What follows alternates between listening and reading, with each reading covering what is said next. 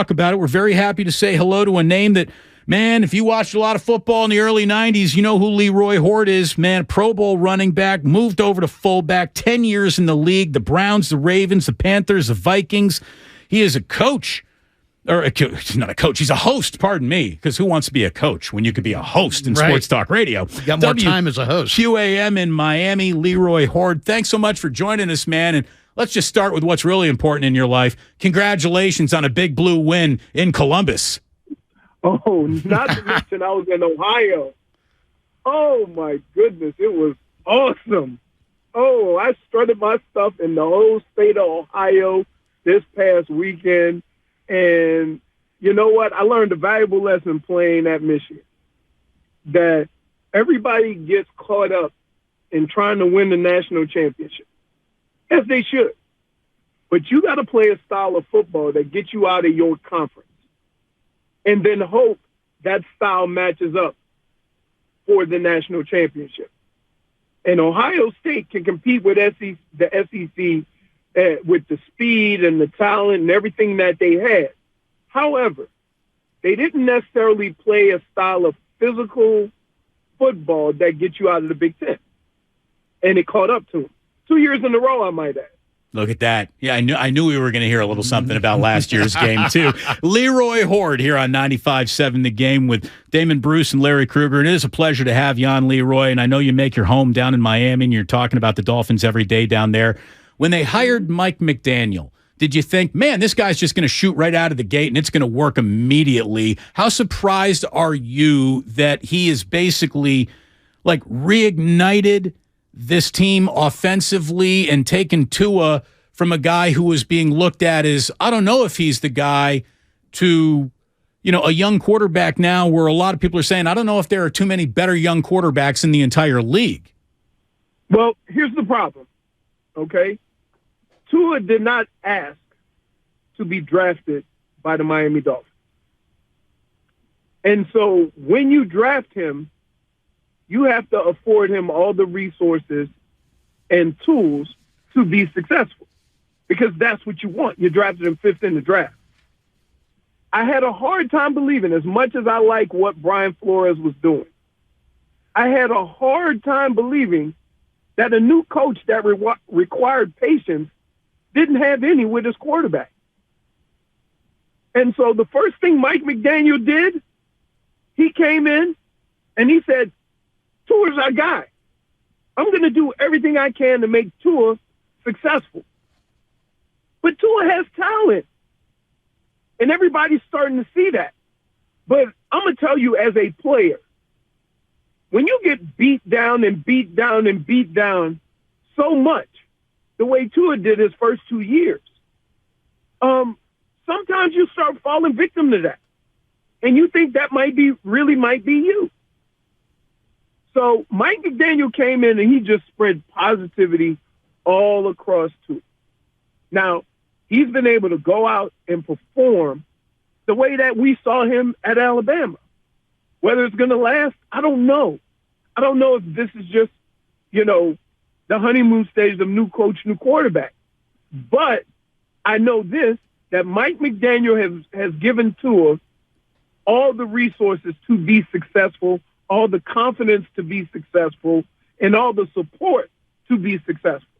So if he's not, it will truly be because of his play and not because what people think of him. Leroy, it's funny that these weapons that the Dolphins have are just so explosive, right? Everybody loves watching Tyreek Hill and Jalen Waddle, but the tackles are out, and the two replacement tackles for the Dolphins have given up a ton of pressures. Does that mean we're going to see the ball come out even faster, and it may be Tua throwing it short because trying to compensate for not having his right and left tackle?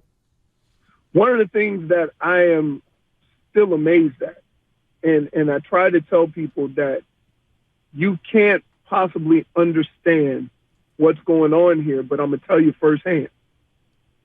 To throw the ball that quick and throw it in the middle of the field with accuracy is something that a lot of quarterbacks can't do.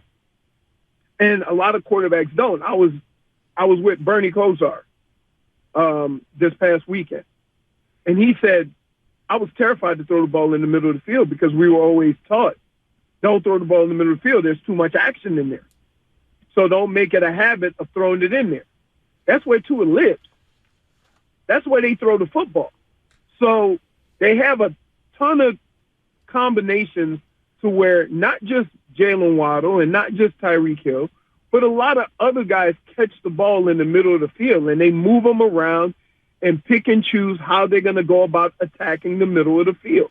And I think that will allow him, because his eye line will always be relatively straight. That would allow him to get rid of the ball a lot quicker, because guess what? If those rush-ins and Bosa and those guys get up the field, it'll give him a chance to step up and get rid of it. Now, I will say this. I'm a little nervous.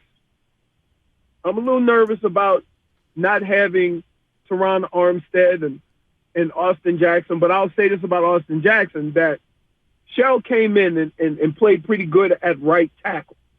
He only had problems when they moved him over to the left side. So if they can find some combination to not maybe be as good, but that still give him the same amount of time to protect, because he's getting rid of the ball in 2.5 seconds. So you almost have to just get in the way and not allow a free rush. I think they can have some success, but if there's one part of their offense that I would be worried about, it is the fact that they have a couple of offensive linemen out. Leroy Hoard spent a decade playing in the league, now a host on QAM in Miami. We're talking a little Dolphins with him. When it comes to Miami's defense, there's so much focus on the accuracy and the red zone success that Miami has offensively. Their defense, though, isn't what it was just a year or two ago. If you're Kyle Shanahan, where are you looking to attack Miami? Where's the weak point in this defense? Run the football. Run the football, which it's weird because both coaches want to do the same thing. They want to run the football and throw it off of that. They want to establish the run. And that has always been a staple of a Shanahan offense. And now it's, they've gotten more weapons in the backfield to run the ball in Miami. And I think that's going to be key, because if you want to stop a pass rush, you run the ball right at them. Don't avoid them. Just run at them. Because, it's hard to rush the passer when you got a lineman in your face and you're running the ball downhill. So I think you're going to see both teams. I think both teams are going to make a conscious effort to run the football, try to control the ball, try to control the line of scrimmage, and then the big plays come off of that. If you try to go the other way, you're putting yourself in trouble to get behind behind the markers. And if you give up a sack on first down, now you're 1st and 15 and you're done. So I think they're going to play it a little safer and try to establish the run and maybe a couple of quick passes to kind of test the waters. But that's what they've done all year. So we are pretty much at the end of our segment here. I cannot have a former fullback, a man who played a dying position in modern NFL football, right? And we have as a contributor on our station, Lorenzo Neal, who is one of the great fullbacks of all time. And I think, I think fullback when I think Leroy Hoard. I really do. All due respect to Ann Arbor in the days of yore. We have Kyle Juszczyk out here in the Bay, one of the best in the business. How much do you love watching Kyle Juszczyk play? And why do you think the fullback has become an afterthought in so many locker rooms? It feels like teams without fullbacks are nuts. Well, here's the deal, that I was a fullback, but I played a lot of different positions in the backfield. Because you were fast. I mean, that's it. The man was big and fast. I played, in the slot some. I mean, Bill Belichick, he was our coach. And every time we played the Houston Oilers, that's kind of dating myself in itself. Exactly. I played slot receiver because he came up with the genius plan that Lamar Latham, if you remember him, he was a pass rusher. Oh, yeah. He played linebacker. And they would spread him out over me. So I had to learn all the plays as a slot receiver at 225 pounds, and I always ended up with 10 or 11 catches because they took him out of the game by making him cover me a whole game. And so I think what you're seeing now is they have fullbacks in the game, but you remember when Washington used what was called the H-back? Yeah.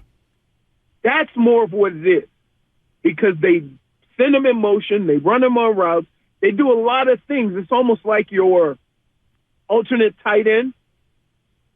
So they use him in a number of ways that, yeah, he's listed as a fullback, but he'll get out and run a couple of pass patterns. He'll do a lot of things as far as what they use him to do. So you can get away with having a guy like that because he does so much more than just line up behind the center or behind the quarterback and lead block for the running back. I'll tell you what, Leroy, you should get yourself like a trademarked slogan right now. Leroy Hoard, the original H-back. He is the original H-back. Thank you so much for joining us. You know what happened is that I was called the H-back in my offense, but everybody else saw it as the fullback. And so that's how I became a fullback. There you go. Just because when you're in a certain position in the backfield, but a lot of times I was in the backfield by myself. So that's how it happened. Leroy, great to talk to you, man. Thanks for joining us this afternoon. Anytime. Thanks.